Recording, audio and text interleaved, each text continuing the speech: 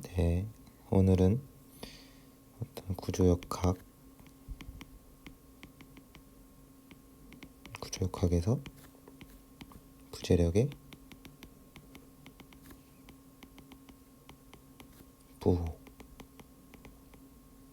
대해서 한번 생각을 해보겠습니다. 부재력이라 하면은 충력 있을 수 있고, 전단력, 그리고 모멘트가 있을 수 있습니다. 그래서 보통 저희는 AFD라고 해서 결국 SFD, BMD 해서 충력도 액시얼 포스 다이어그램, 시어 포스 다이어그램, 밴딩 모멘트 다이어그램, 이래서 역학에서 보면 프레임이나 보나 이런 형태에 따라서 이제 각각 전단력 모멘트를 산정하고, 이제 철근 콘크리트나 이런 데 가면 실제 발생하는 그 하중에 대해서 설계를 하죠. 철근 콘크리트는 철근을 배근하고 이런 철골은 부재 사이즈를 결정한다든가, 충력은 충력에 대해서는 트러스 부재를 설계한다든가, 어쨌건 이런, 그렇기 때문에 상당히 중요하다고 할 수 있는데, 각각 어쨌건 부호가 있는데 정의하는 중요한 거 한 가지 기억해야 될 중요한 거는, 부재력의 부호는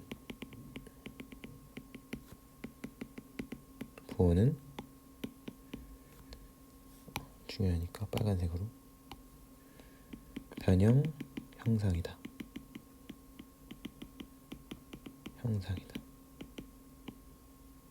이거를 반드시 기억을 해야 됩니다. 변형 형상.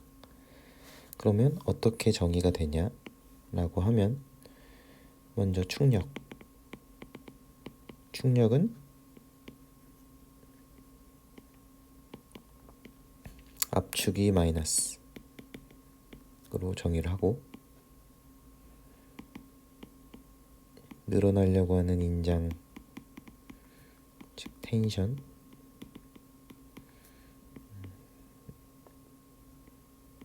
컴프레션이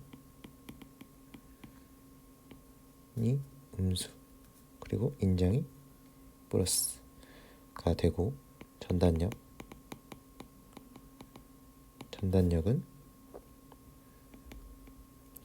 전단력이 작용하면 이런 평행사변형처럼 변형을 하겠죠. 사각형으로 있던 게. 그러면 이렇게 위에서 아래로 이렇게 되는 변형이 플러스, 그리고 이렇게 되는 방향, 반대편 평행사변형이 마이너스로 정의되고, 모멘트는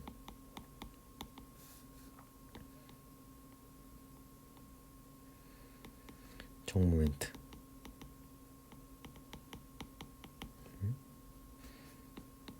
포지티브 모멘트는 하부가 인장력을 받죠. 그리고 이거는 상부 인장이 됩니다. 그죠? 철근 콘크리트에서는 이 모멘트가 어디가 인장력을 받는지가 굉장히 중요합니다. 왜냐하면 이 인장력에 대해서 콘크리트는 저항력이 약하기 때문에 이 인장력이 발생하는 지점에다가 이제 철근을 배근하게 됩니다. 어쨌건 중요한 건 어떤 각각 부재력의 방향, 부호는 부재력의 부호는 변형 형상이다. 이게 중요합니다. 이거를 물리적으로 생각해 보고 AFD나 SFD, BMD를 이제 작성할 수 있어야 됩니다. 그러면 예를 들어서 생각을 해보면 임의로 보통 저희가 역학 시간에 배울 때 뭐 이런 단순보 정정구조물을 이제 배우는데 필요하면 이 보통적인 절차를 보면 이제 세 가지 평형 방정식 정정구조물이니까 이제 뭐 세 가지 뭐 A, B라고 했을 때 뭐 fx는 0이고 fy도 y 방향도 0이고 뭐 모멘트도 0인데 여기 양단이 둘 다 흰지고 롤러니까 ma도 0이고 mb도 0인데 둘 중에 하나 써서 세 식으로 해서 구하겠죠. 그래서 이걸로 구해보면 만약에 여기가 L이라고 하면 지금 수평력은 뭐 없으니까 HA는 다시 0이죠. 0이고 VA, VB가 되고 모멘트 A에 대해서 0 하면 이제 P 만약 이걸 계산할 때는 어떤 기준 방향은 있어야겠죠. 부호가 이거는 어떤 모멘트 자체의 부호라기보다는 어떤 기준 방향 해서 A를 기준으로 P는 플러스로 시계 방향으로 돌아가니까 곱하기 2분의 1 그죠? 그리고 이제 A점까지 VA는 거리가 0이니까 필요 없고 마이너스 반시계로 VL은 0 그러면 VB가 2분의 P가 되고 이게 플러스니까 내가 가정한 방향과 맞는 이제 이렇게 되겠죠. 그러면 얘를 계산했으니까 이렇게 뭐 VA 플러스 VB 마이너스 P 왜냐면 얘는 위로 작용하고 아래로 작용하니까 기준 방향에 대해서 그런데 VB가 2분의 P니까 VA도 2분의 P가 된다. 그리고 이것도 플러스니까 가정 방향과 똑같이 VA도 뭐 2분의 P 이렇게 계산을 했었습니다. 그래서 여기서 2분의 P를 해서 SFD는 이렇게 2분의 P만큼 올라갔다가 반쯤 똑같이 일정하게 오고 마이너스로 와서 이렇게 올라가는 그래서 여기가 2분의 P였고 여기 높이가 P 정도 됐었죠. 그렇죠? 그래서 얘는 플러스 마이너스가 되고 BMD 모멘트도는 이제 이렇게 그려졌습니다. 플러스 되는데 중요한 거 중에 하나는 이 전단력과 셰어포스와 모멘트는 어떤 중요한 관계가 있는데 모멘트의 변화가 전단력이 된다. 이게 굉장히 중요한 사실 중에 하나였고 전단력과 모멘트가 있으면 이제 수학적으로 조금 바라보면 이제 미분 모멘트의 미분 즉 기울기죠. 기울기가 전단력이고 그럼 거꾸로 미분의 반대는 적분. 그래서 이제 모멘트의 기울기 요 기울기가 전단력도의 2분의 P가 되고 그죠? 그리고 여기가 단부가 모멘트가 0이니까 이 면적 적분한 값이 요 값이 돼서 이 높이는 여기가 2분의 1이니까 2분의 P 곱하기 2분의 1은 4분의 PL이 됩니다. 그죠? 거꾸로 여기가 뭐 2분의 1이니까 이거분의 이거 기울기 하면 2분의 P가 나오겠죠. 그렇게 되고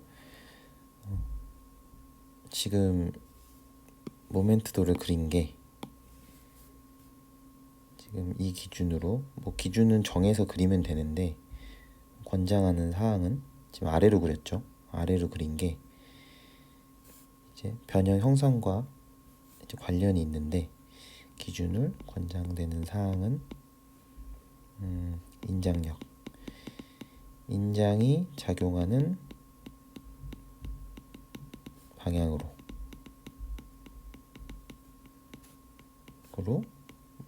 이거를 그린다.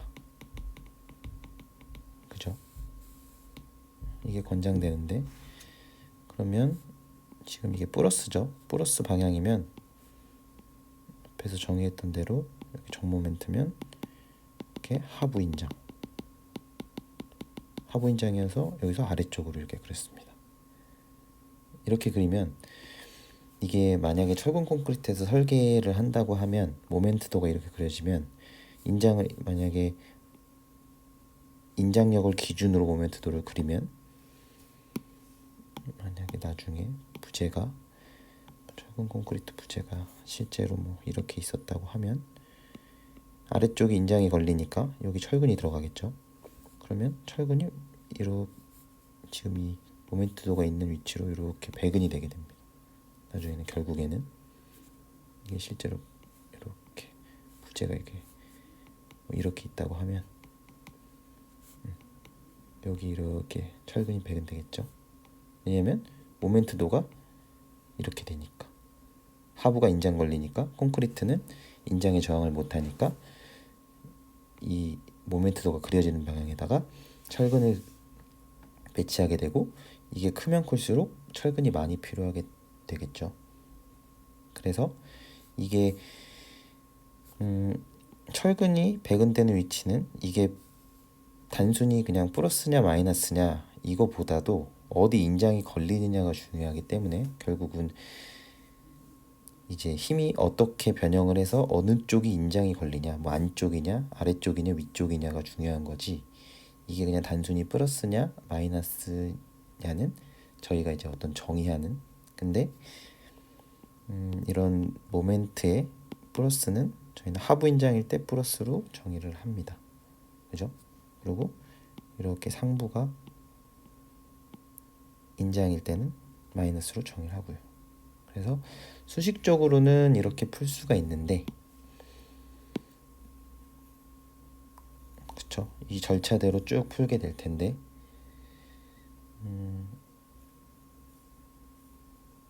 얘를 잠깐 지우고, 이제 실제로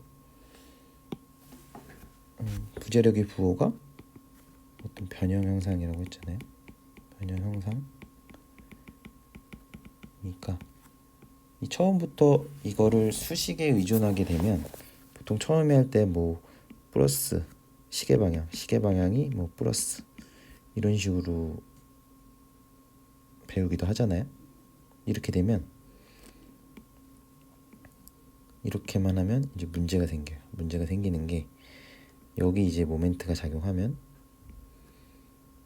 이렇게 작용하면 뭐 실제로 그냥 그려보면 뭐 이렇게 그려질 거예요.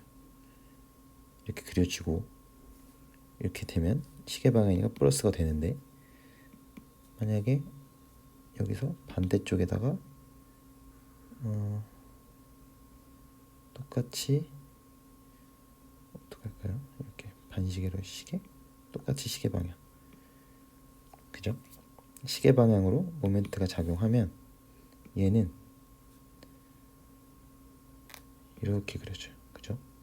그래서 저희가 만약에 책에서 이런 데 보면 뭐 오른쪽 기준으로 하면 이 여기에다가 이제 뭐 마이너스를 붙인다, 뭐 이렇게 어디서 배우기도 하는데, 알기도 하고, 그거보다는 그렇게 되면 이제 실제로 이 구조물의 어떤 거동, 이게 어떻게 변형이 생기고 어디 인장이 걸리고에 집중하는 게 아니라 이제 이 부호 플러스 마이너스 이 숫자에만 집착하다 보니까 나중에 이거를 통해서 설계를 하거나 아니면 이게 실제 우리가 엔지니어로서 활용할 때는 이게 많이 헷갈리거든요. 왜냐면 모 기준일 때 안 되고, 그러면 뭐 프레임일 때는 또 뭐 안을 기준으로 그리고 뭐 바깥을 기준으로 이러면 굉장히 헷갈리기 때문에, 근데 만약에 인장이 걸리는 거를 그냥 기준으로 내가 그린다, 만약에 뭐 이렇게 그렸다, 그냥 인장이 있는 걸로 그냥 그렸다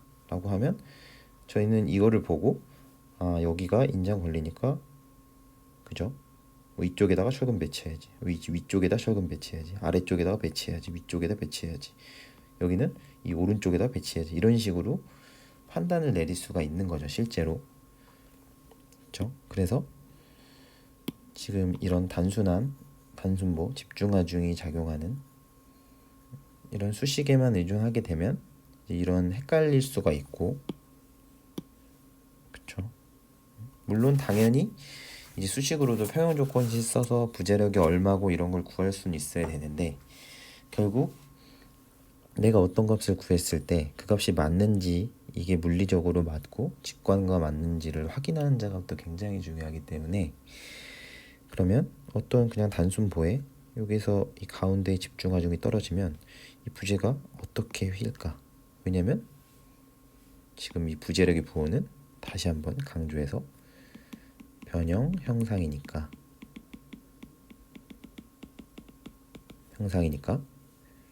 이 부재가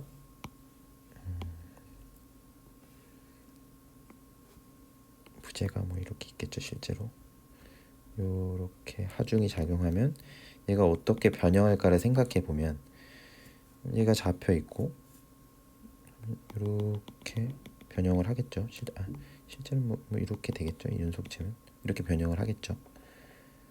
그러면 당연히 얘가 쭉 누르면 당연히 이 부재는 이렇게 휘는 모양이 되니까 모멘트가 플러스가 나오도록 예측을 할 수가 있고, 그러면 이렇게 잡혀 있는 게 만약에 잡혀 있었다면 전단력은 왼쪽은 이렇게 변형을 할 것 같고, 그죠? 오른쪽은 이렇게 변형을 할 것 같죠? 실제로, 그죠? 그래서 집중하중일 때는 이 아까 전단력도가 이렇게 똑같이 됐었죠. 그래서 이 구간은 다 이 변형 현상의 정도가 뭐 똑같다고 할 수 있죠. 이렇게 크기가 한 가지 또 다르게 생각해서 아까 봤던 거꾸로 이렇게 됐던 거, 얘가 모멘트가 작용했을 때, 그죠? 그러면 얘의 변형 형상을 어떻게 될지 생각해 보면, 얘를 기준으로 이렇게 돌리면 이거 올라가겠죠. 이렇게, 그죠? 그러면 여기서는 얘가 뭐 시계 방향인데 플러스가 아니라 모멘트를 방향을 이렇게 돌리면 부재가 이렇게 올라가니까 당연히 요쪽 요 단부 근처는 이렇게 변형을 하겠다 라고 생각을 해볼 수 있고, 그러면 여기는 상부 인장이니까, 그죠? 마이너스 모멘트 부호는 마이너스가 돼야 되고, 내가 만약 그린다면, 제 기준에서 그리면 이렇게 상부가 인장이니까 인장 쪽으로 그리고 이렇게 되겠죠. 실제로 모멘트도는 음수, 그렇죠? 이렇게 되고, 네, 이렇게 됩니다. 그래서 대부분 이걸 그릴 때 또 많은 책들은 원래는 우리가 좌표계에서 보면은 뭐 위쪽이 당연히 플러스고 뭐 오른쪽이 플러스고 이렇게 그리는데, 이제 몇몇 책들에서 사실 이렇게 위쪽을 마이너스로 하는 거는 이런 물리적으로 이제 어떤 인장이 받는 쪽과 연관이 돼서, 만약 이렇게 부재력도를 그리기 시작하면 이제 아마 다른 철근 콘크리트나 이런 걸 할 때도 훨씬 되게 잘 직관적으로 잘 다가올 수 있다 라고 생각합니다. 그래서 이렇게 실제로 당연히 새로 생각을 해보면 수식을 통해서 그릴 수 있죠. 당연히 모멘트 평형 방정식이랑 해서 뭐 SFD를 이렇게 그리고 플러스 마이너스 계산하는 대로 BMD를 뭐 이렇게 플러스로 그렸는데, 이게 내 직관과 맞는지, 내가 변형이 이렇게 생긴다. 그랬을 때 이 왼쪽은 이제 이렇게 되고 오른쪽은 이렇게 변형이 될 거다 라는 직관과 맞는지, 전단적도는 맞죠? 이렇게 변형하니까. 그 모멘트도는 내가 아마 이렇게 힘이 작용하면 이렇게 아래로 휘는 방향일 거다.